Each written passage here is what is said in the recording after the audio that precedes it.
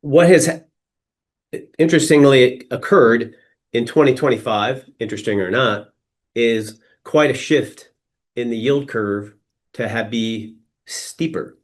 We've lived a long time with negative negative yield curves, but given what's happened, at least through 9/30 from year end, where the 10-year, 2-year to 10-year interest rates have declined anywhere from 40 to 60 basis points. So pretty meaningfully, most of the decline in interest rates has happened in the belly of the curve, probably most meaningfully in the 5-year, whereas the 30-year, as just as an example, 30-year Treasury, end of year to 9/30 are only down 5 basis points. So we've had quite an increase in the term premium that we haven't had in some time.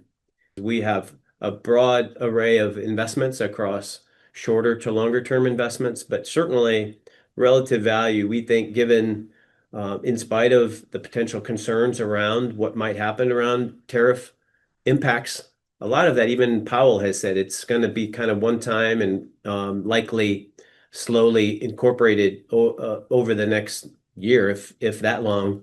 That to us, we see that part of the yield curve as representing some interesting value and have for some time. How would you elaborate or add to that? One, that's why we don't invest top down, we invest bottom up, and that's why we have such a diversified portfolio of maturities, because we can't tell in advance which part of the curve is going to outperform or underperform.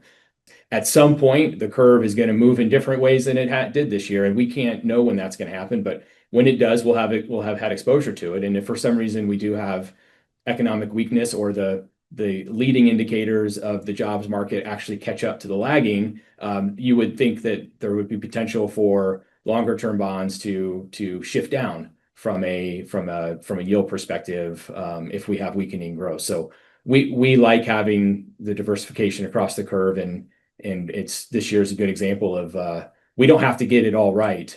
We just need to make really good bottom up decisions, and over time the curve will take care of itself.